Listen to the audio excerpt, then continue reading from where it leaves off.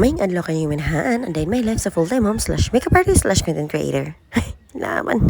It's another day, another video na punta minahan. Part 3 na siya sa atong video. Tungod sa ka-traffic, di apagid may natanggong sa may Fuente. Ngamong destination nga mi sa Pier 3. Kay manguli nami. Nagabiyaan na gid may pamaayon tungod kay traffic ug wala kay may pasakya. Kay grabe ka rush hour. So pagkabot mo diri sa may Pier 3, daghan kay mga tao din sa gawas naghuwat sa ilang boarding. Kami kinakalukat na may ticket back and forth. So mo diretso na ning amua. Pagsulo na mo din pagkita na mo diri dapit sa may nagpila, taas kaayo ang pagbayad sa terminal fee. Munang anak ko sa kong sugar daddy nga siya nalay mo pila din na ang siya mo bayad din na.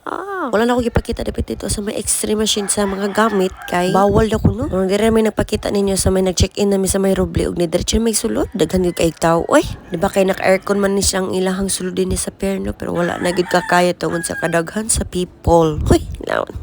Unya ang gate diri sa Roble kito pa man sa gate 7. So dami sa pinakatumoy. Baktas bali 1/4. Unya kay gibati may kagutom mo na nila host mi dito sa pinakatatap ba oy ngari pa sa second floor bang sa may Dunkin kay mukaon ta lagi mig donut or mohigop mi og kape nya kuha naman day sila drinks. So mao na nga naka-decide mi sa kung sugar na manglingkod sa mi ug mobalik mig naog sa ubos. Pero diri dapita na say pa mig thinking ug usa mo jud amo kaunon pa ni hapon. Di mo gyud diri sa may Dunkin wala gyud ta kakaya ilang aircon. Naguba na lang gyud ta. Anak ko sa kung sugar daddy mga naog ta kainit kay di ko kaginhawa. Lalo ka video nga nagpalit ko nga to og siomay og rice tapos noodles na mo sa kong sugar daddy. Lingon siya nako unahon na lang mo kaon ang noodles mientras may naghuwat sa bus. Sakto pag abot sa bus nahurot among noodles mo na pagsakay na mo dinhi apadong na mi dito sa may barko. Paglingin na mo diri sa mga bintana arang daghan na kay sa mga people nga manguli ay. Ga traffic side by side. Sulod na mo sa gingharian sa langit ay istingari pa padong sa may barko. Binuksan mo at papasukin ako. Dapat rin dinhi ang kaning Roble sa para Ormoc sa may Hilongos o para sa baybay. Dapat rin na sila tulod din na kay mag-igsuon man na sila. Tunod bitaw mag-igsuon bitaw na sila kay usa lang tag-iyaan na mo jud. So mo na sa unahan pa mga amua. Pag stop ni manong driver din na nang naog na dayon ng mga people.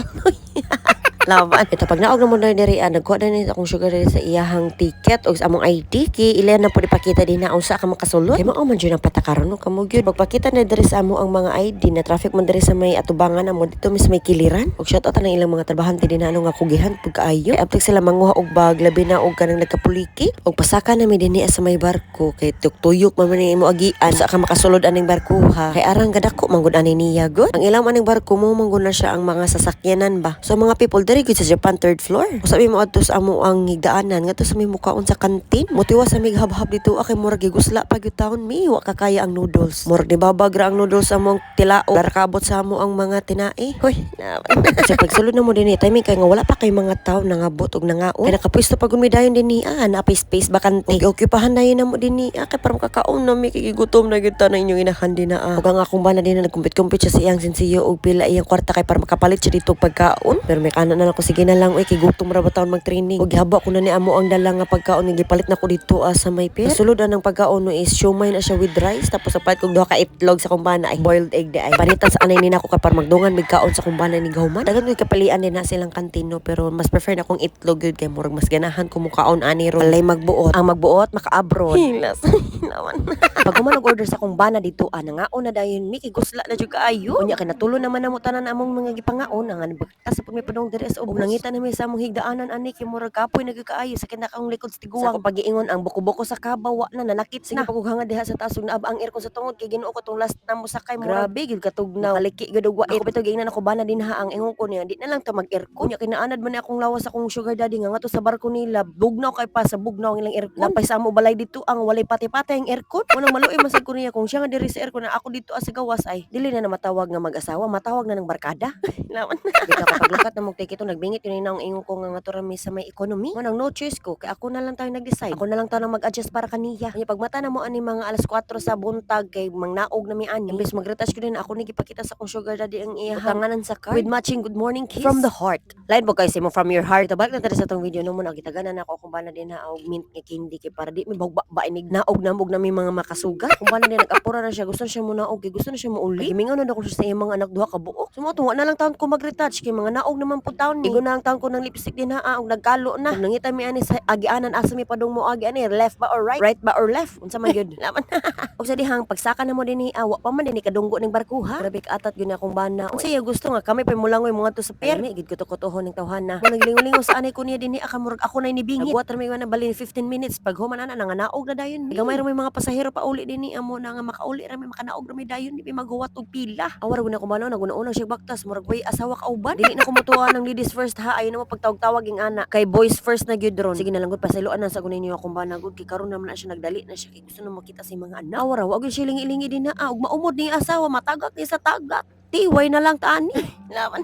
Amo na giingon nga wife left the group. Hilas mabibi kayo yung nainahan. Dagan kay chika so na nagbaktas sa mi dinhi padong na nga sa may gate. Kay nagtuo mi nga sugaton mi ni papa mama ron sa among sakyanan pero wa gyud ta. Walay nagpatim ang mga ulo sa akong ginikanan. Mo nang nagbaktas sa mi tuda-tuda ani padong mi nga to sa may simbahan. Ay sila man magpapakaron is ilahang anniversary tapos maghatod sa nagberhen din na sa may simbahan. Pero kay murag late man gyud to sila mo nagibaktas na lang gitaw na. Sige na lang exercise na lang po ni namo kay para iba na mga fats nga akong gipangaon kagahapon. Grabing tuda-tuda na akong kaon kagahapon murag kalibangon na jud ko karon. Kita mga naguot na akong ten tungod na sa kadaghan sa gikaon kagahapon tungod ka uliton. No choice man gud kay di man pwede di ka mo order nga to. Sige na balik na tayo sa tong video mo na inyo makita din na welcome to the Bye Bye City. Mo na amo ang Bye Bye Park din hi. Ay mo kibong usa among park din di ni. Duha amo ang park sa Bye Bye. Og under renovation pa ni ang uban din ha. So katong gusto mo suroy diri sa Bye Bye City. Daghan na mo yung mga kasuroyan din ni as. So, ayun mo paglangan-langan suroy na mo diri sa among syudad sa Bye Bye. Og daghan mo ma-explore din hi. Ay mo kalimot pag-visit diri sa amo ang simbahan. Kay among simbahan tapad gyud ni sa amo ang park diri. Ay so mo kalimot pag-wish no kay part na siya sa ato ang traditional. Basta first time mo visit sa usa ka church, pray good dayon. O pag-wish. Pag abot nila magpapa sa simbahan, nagpahatod na pud mi ni papa dito pabalik sa bahay. Dili naman madala sa sugar daddy, unya-unya pa mi manguli. Pag abot na mo ni giingon dayon.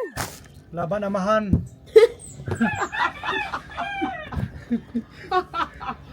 Nagikapoy pa sinahan. Wa jud ni klaro ni akong sugar daddy. Pagkahapon ani morning time nga mga tumi og Denmark. Tan-aw na lang sa sunod sa part sa ako ang vlog no. So see you man next part sa akong vlog. Sa maratong ginahan. Salamat sa inyong pagtanaw inyong ginahan. Laban. Ciao.